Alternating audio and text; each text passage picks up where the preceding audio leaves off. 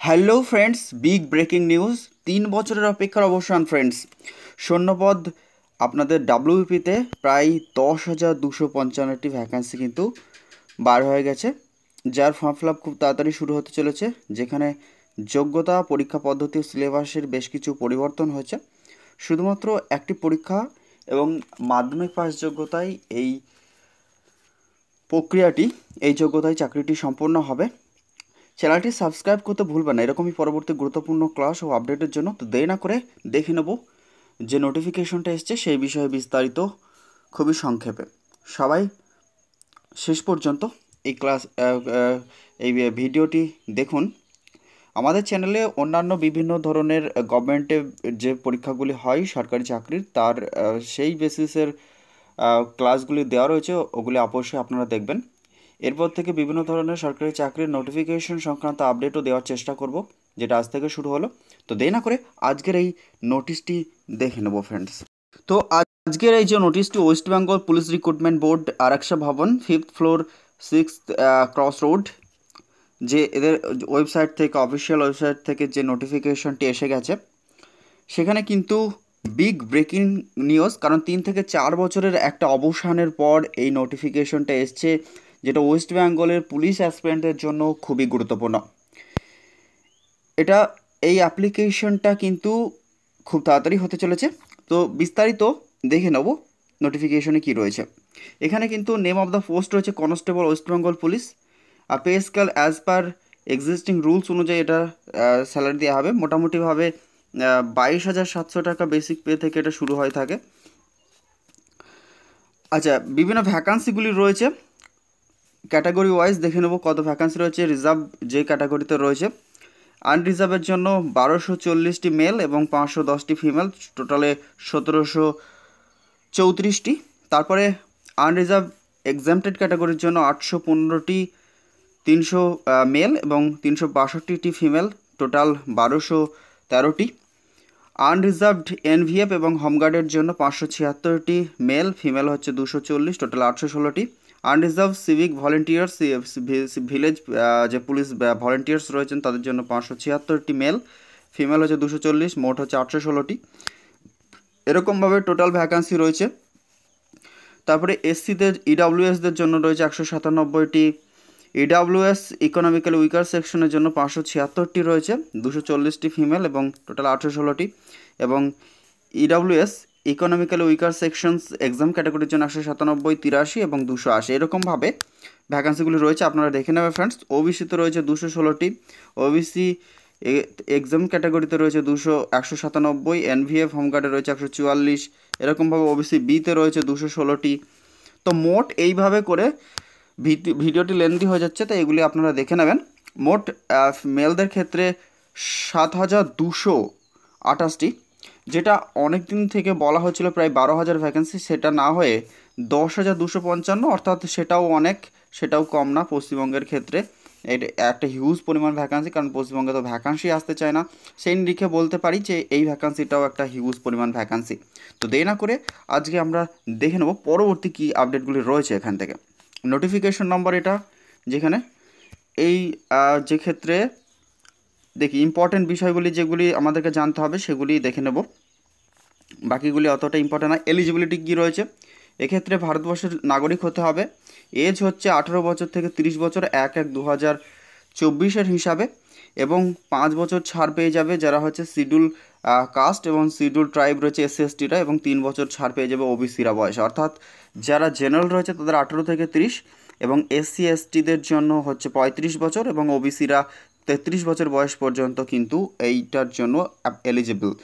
এবং এক্ষেত্রে যারা এছাড়াও যারা থার্ড জেন্ডার পার্সনস রয়েছে তাদের 5 বছর, সেক্ষেত্রে 3 বছর ছাড় পাবে থার্ড জেন্ডাররা, এবং 5 years in case of civic volunteers of village police volunteers, upper age limit also relaxable for NVF home guards পার্সোনালদের জন্য 5 বছর ছাড় দেওয়া হবে। যারা already West Bengal police only as per existing government rules, সরকারি রুলস অনুযায়ী এরা কিন্তু বয়সে ছাড় দেওয়া হবে। The upper age limit shall relaxable by the total numbers of years of complete services for the ex-serviceman candidates subject to maximum age 40 বছর। X সার্ভিসম্যানরা সর্বোচ্চ 40 বছর পর্যন্ত বয়স পর্যন্ত এখানে কিন্তু রিল্যাক্সেবল পাবে, ছাড় পাবে।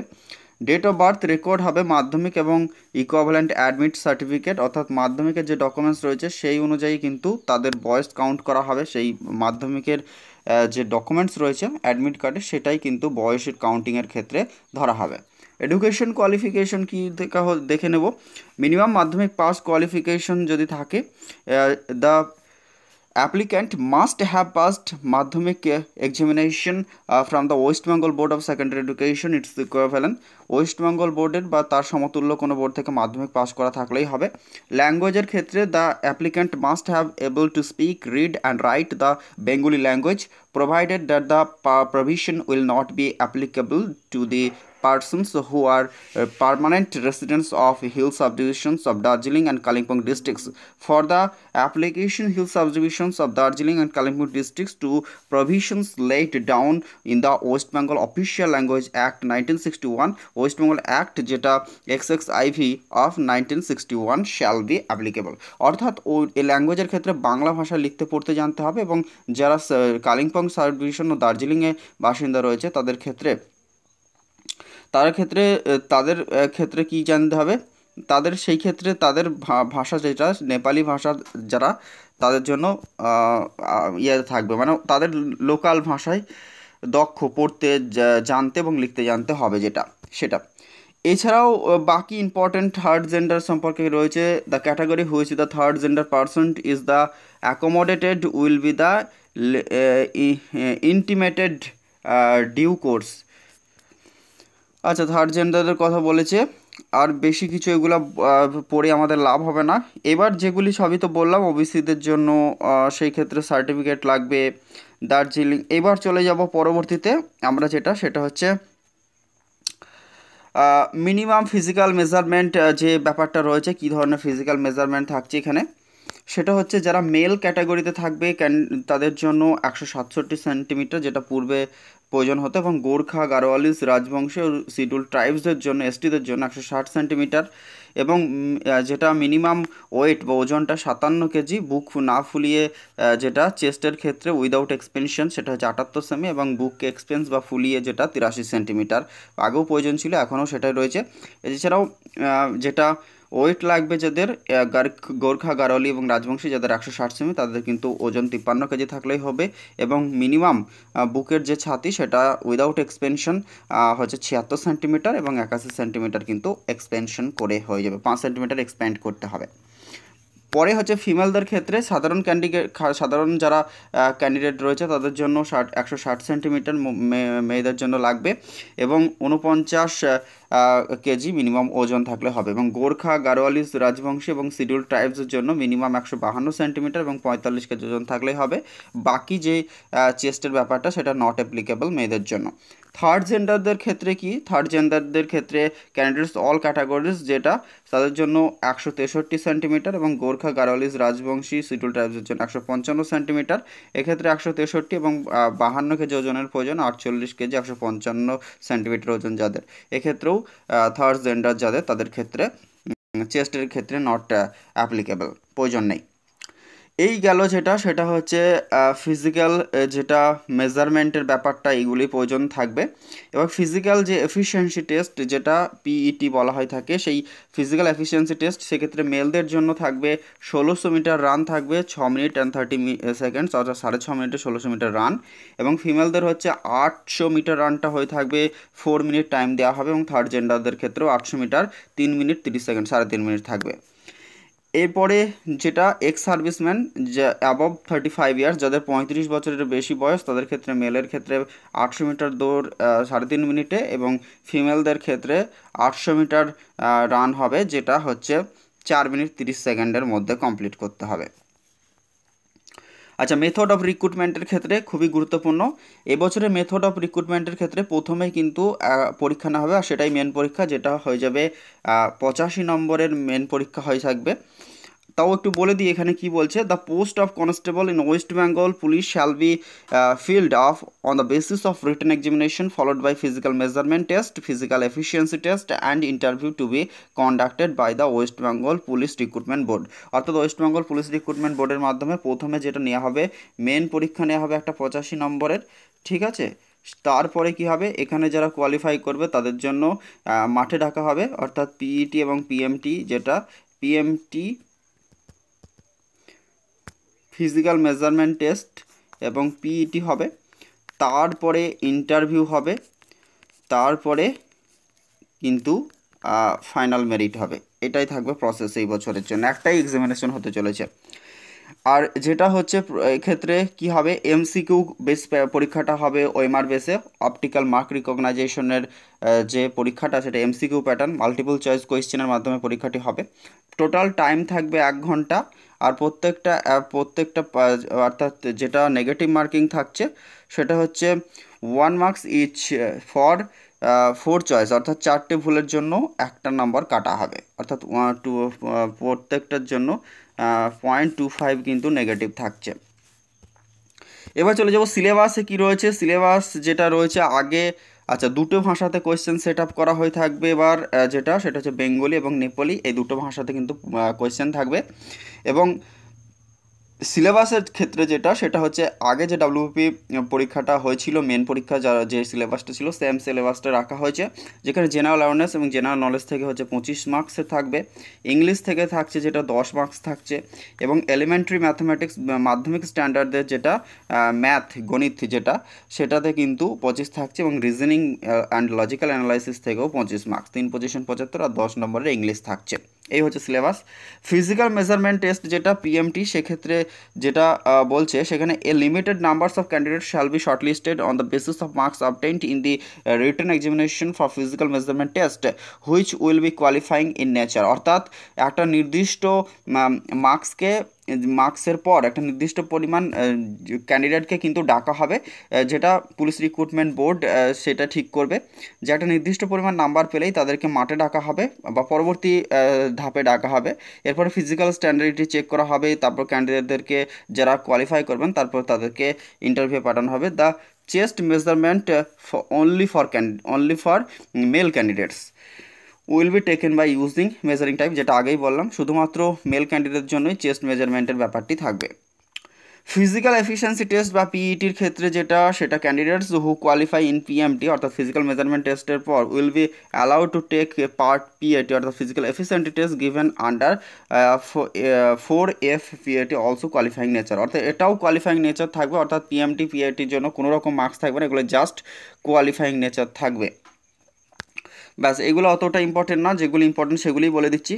এরপরে যেটা হবে, ফার্স্ট হয়ে গেল 85 নম্বরের মেন পরীক্ষা, তারপরে যারা কোয়ালিফাই করলো তাদেরকে মাঠে রাখা হলো, ফিজিক্যাল মেজারমেন্ট করা হলো, তারপরে যারা কোয়ালিফাই করলো মাঠের মধ্যে তাদেরকে পিইটি ফিজিক্যাল এফিসিয়েন্সি টেস্ট অর্থাৎ রান কমপ্লিট হলো, তারপরের ধাপে তারা ইন্টারভিউ ফেস করবে এবং সেটা হবে 15 মার্কসের। All the candidates qualified physical efficiency test অর্থাৎ যারা মাঠ কোয়ালিফাই করবে, ফিজিক্যাল মাঠটা সম্পূর্ণ করবে, will be called for interview, তাদেরকে প্রত্যেককে ইন্টারভিউ ডাকা হবে। The procedure date time and venue of interview will be decided by the West Bengal recruitment board, অর্থাৎ পরবর্তীকালে যখন তাদের ইন্টারভিউ সময় এবং ডেট বা স্থান সেইগুলো কিন্তু পুলিশ রিক্রুটমেন্ট বোর্ড ঠিক করে দেবে। In the interview the general awareness and sustainable and suitability of the candidates of public services will be tested. এবার তাদের যে সাধারণ জ্ঞান এবং সেই সংক্রান্ত বিষয় ও যে বিষয় সাম্প্রতিক ধারণাবলীর উপরে একটা তাদের পরীক্ষাটা নেওয়া হবে, ইন্টারভিউ যে সাক্ষাৎকার যেটা হবে সেক্ষেত্রে। Candidates ability to speak read and write in Bengali Nepali language will be tested specifically during the interview, এবং ইন্টারভিউয়ের সময় ক্যান্ডিডেটসের যে দক্ষতা কথা বলার এবং তার যে কথা বলার দক্ষতা, পড়ার দক্ষতা এবং লেখার দক্ষতা বাংলা বা নেপালি ভাষায় রয়েছে কিনা সেটাও কিন্তু ইন্টারভিউ সাক্ষাৎকার চলাকালীন সময়ে কিন্তু সেটা কিন্তু নির্ধারণ করবে, মানে তারা কিন্তু যাচাই করে নেবে এই এবিলিটি দক্ষ কিনা। On the basis of marks obtained in the written examination, the interview or merit list of the provisionally selected candidates will be prepared by the West Bengal Police Recruitment Board. এরপরে একটা নির্দিষ্ট পরিমাণ marks পেয়ে যারা যেই পরিমাণ vacancy রয়েছে তার বেসিসে এই রিটেন এক্সাম, মানে ফাইনাল যে রিটেন এক্সাম প্রথমেই হয়েছিল সেটা এবং ইন্টারভিউয়ের মার্কস, এই দুটোকে যোগ করে একটা প্রভিশনালি সিলেক্টেড যে লিস্ট সেটা কিন্তু তৈরি করা হবে ফ্রেন্ডস। এরপরে কিন্তু পুলিশ রিক্রুটমেন্ট বোর্ড একটা প্যানেল তৈরি করবে, যেটা ফাইনাল প্যানেল। এখানে একটা বিশেষ নোটের কথা বলছে, যেখানে 2 or more candidates secure the same total marks, their seniority of the final merit selections will be decided. যদি একই ক্ষেত্রে দুজন ব্যক্তি একই রকমের মার্কস পেয়ে থাকে তার ক্ষেত্রে সিনিয়রিটিকে কিন্তু সুযোগ দেওয়া হবে মেরিট লিস্টের ক্ষেত্রে। Marks obtained by the written examination will be spread. আচ্ছা, এইগুলি অতটা ইম্পর্টেন্ট না, এগুলো রিক্রুটমেন্ট বোর্ড বুঝবে, আমাদের অত জানার দরকার নেই। আচ্ছা, এরপরে পুলিশ ভেরিফিকেশন হবে, তারপরে কিন্তু ভেরিফিকেশন হবে ডকুমেন্টস, এবং তারপরে কিন্তু রোলটা প্লে হবে। কী হবে, প্রফেশনালি সিলেক্টেড ক্যান্ডিডেটসদের কিন্তু ফাইনাল মেরিটে যারা জায়গা করে নেবে তাদেরকে ডকুমেন্টস ভেরিফিকেশন হবে, তারপরে তাদেরকে মেডিকেল এক্সামিনেশন হবে। All professionally selected candidates will be sent to medical examination at the state government designated hospital, অর্থাৎ রাজ্য সরকার অনুমোদিত হসপিটালে তাদেরকে মেডিকেলের এক্সাম, মানে মেডিকেল যে এক্সামিনেশন পরীক্ষাটি কিন্তু হবে।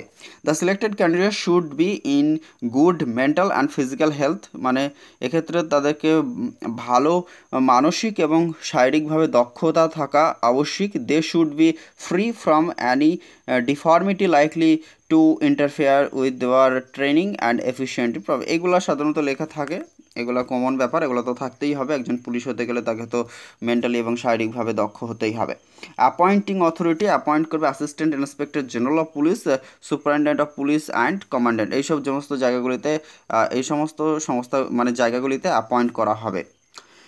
এরপরে হচ্ছে যেটা, সেটা হচ্ছে পিরিয়ড অ্যাপ্লিকেশন। এটা হচ্ছে গুরুত্বপূর্ণ আমাদের জন্য, যে সমস্ত ক্যান্ডিডেট রয়েছে তারা হচ্ছে application window for submitting application through online mode will be remain operative the period 7/3/2024, অর্থাৎ মার্চ মাসের 7 তারিখ থেকে উইন্ডো খুলে দেওয়া হবে, যেটা কিন্তু অ্যাপ্লিকেশন চলবে 5ই এপ্রিল 2024 সাল পর্যন্ত কিন্তু অ্যাপ্লিকেশনটা চলবে। প্রায় 1 মাস, প্রায় 28 দিন মতো ফর্ম ফিল আপ হবে। এই হচ্ছে ব্যাপার।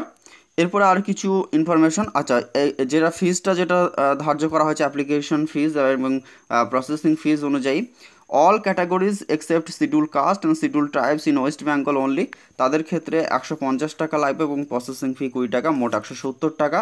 এবং শিডিউল কাস্টদের জন্য যেটা আচ্ছা, শিডিউল কাস্ট এবং শিডিউল ট্রাইবদের জন্য কোনো টাকা লাগছে না, শুধুমাত্র প্রসেসিং ফি হিসাবে 20 টাকাই লাগবে। আর বাকি যে ক্যাটাগরিগুলো রয়েছে ওবিসি, এবি এবং জেনারেলদের জন্য 150 + 20 অর্থাৎ 170 টাকা লাগবে। আচ্ছা, এই প্রসেসিং ফিটা 20 টাকা লাগবে, এটা বলে দেওয়া রয়েছে। আচ্ছা, পরে দেখছি যে নো এক্সামিনেশন ফিজ অ্যাভেলেবল SC/ST, যেটা আগেই বললাম। Economically weaker section EWS category candidates of other states will be treated general unreserved ক্যাটাগরির মধ্যে পড়বে কিন্তু তারা। এই হচ্ছে ব্যাপার। এবার হাউ টু অ্যাপ্লাই, প্রথমে এই ওয়েবসাইটে যেতে হবে। এই যে ওয়েবসাইট রয়েছে, দুটো ওয়েবসাইট দিয়ে দিয়েছে, এই ওয়েবসাইটে গেলে অ্যাপ্লাই করা যাবে। যখন অ্যাপ্লিকেশন শুরু হবে তখন আরেকটা ভিডিও করে দেবো ফ্রেন্ডস। এছাড়াও পেমেন্ট করার ক্ষেত্রে debit card, credit card, net banking এইসবের মাধ্যমে পেমেন্ট করা যাবে। এছাড়াও ওয়ালেট বা UPI অ্যাপের মাধ্যমে পেমেন্ট করা যাবে। আচ্ছা, এই হচ্ছে ব্যাপার। এগুলো বিভিন্ন পেমেন্টের ব্যাপারে বলেছে। যদি credit card transaction processing fee হিসাবে ভিসা বা মাস্টার কার্ডের ক্ষেত্রে যেটা এত % ট্রানজ্যাকশন ভ্যালু, অর্থাৎ 5 টাকা প্লাস GST দিতে হবে। এগুলো অতটা ইম্পর্টেন্ট না। তারপরে কি রয়েছে, আচ্ছা, application R required to upload দেওয়ার রিসেন্ট, অর্থাৎ 3 মাসের বেশি পুরানো ফটো দেওয়া চলবে না। ঠিক আছে, JPG ফরম্যাটে ফটোটা দিতে হবে। মাস্ট বি উইথিন 10 থেকে 50 কেবির মধ্যে ফটো, এবং যেটা দিতে হবে কিন্তু JPG ফরম্যাটে ফটো দিতে হবে। রিসেন্ট ফটো দেওয়ার কথা বলছে, 3 মাসে পুরানো ফটো দেওয়া চলবে না। মাস্ট বি ব্যাকগ্রাউন্ড এখানে বলে দিয়েছে ফটো দেওয়ার সময় must be on white background with clear contrast, অর্থাৎ পেছনে যে ব্যাকগ্রাউন্ডটা থাকবে ফটো সেটা কিন্তু হোয়াইট কালারে দিতে বলছে। Without anything covering the face, কোনো রকম ফেসে মাস্ক বা কোনো রকম কভার ব্যবহার করা যাবে না। উইদাউট এ হেড কভারিং, অর্থাৎ কোনো রকম ক্যাপ বা টুপি ইউজ করা যাবে না। উইথ আইজ ওপেন, চোখ খোলা রাখতে হবে, ভিজিবল অর্থাৎ দৃশ্যলোকে, এবং ফ্রি ফ্রম যেটা reflection for clear from the glasses. আচ্ছা, এই ব্যাপারগুলি বলে দিয়েছে। With your eyes not covered by sunglass, কোনো রকম চশমা ব্যবহার করা যাবে না। এই যে ব্যাপারগুলো এগুলো কিন্তু দেখে নেবেন ফ্রেন্ডস। এরপরে যেটা রয়েছে সেটা হচ্ছে সিগনেচার দিতে বলছে, যেটা কিন্তু 5 থেকে 20 কেবির মধ্যে হতে হবে। সিগনেচার কিন্তু ম্যাচ করতে হবে। সিগনেচার বলছে in case of mismatch of signature with the name the application from liable to be cancel, যদি সিগনেচারের সাথে নামের কোনো সম্পর্ক না থাকে সেক্ষেত্রে কিন্তু সিগনেচার ফর্মটা ক্যান্সেল করা হবে। এই বিষয়গুলি কিন্তু রয়েছে। আচ্ছা, এরপরে কি থাকবে? এরপরে এই বিষয়গুলি থাকবে। ফর্ম ফিল আপ করার কথা বলছে।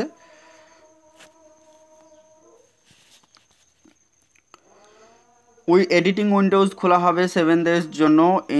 যদি কেউ ফর্ম ফিল আপ করার ক্ষেত্রে ভুল করে থাকে সেক্ষেত্রে 8/4/2024 থেকে 14/4/2024 এই 7 দিন কিন্তু আবার উইন্ডো ওপেন করা হবে। তখন তারা কিন্তু তাদের রেজিস্টার মোবাইল নাম্বার আর ডেট অফ বার্থ দিয়ে কিন্তু লগ ইন করে আবার তারা কোনো কিছু যদি এডিট করতে চায় তা সেক্ষেত্রে করতে পারবে। এই হচ্ছে বিষয়বস্তু।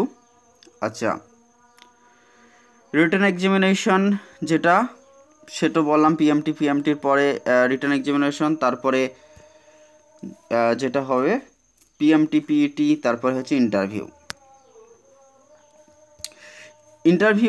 Candidates qualify for interview must submit their caste, যে ইন্টারভিউয়ের সময় সমস্ত যারা ক্যান্ডিডেট যারা UR, EWS, SC ST OBC, OBC B, EWS, SC ST OBC, এই যে সমস্ত ক্যাটাগরির যারা রয়েছে তাদেরকে কি করতে হবে? তাদের সার্টিফিকেটটা কিন্তু জমা করতে হবে আর কি।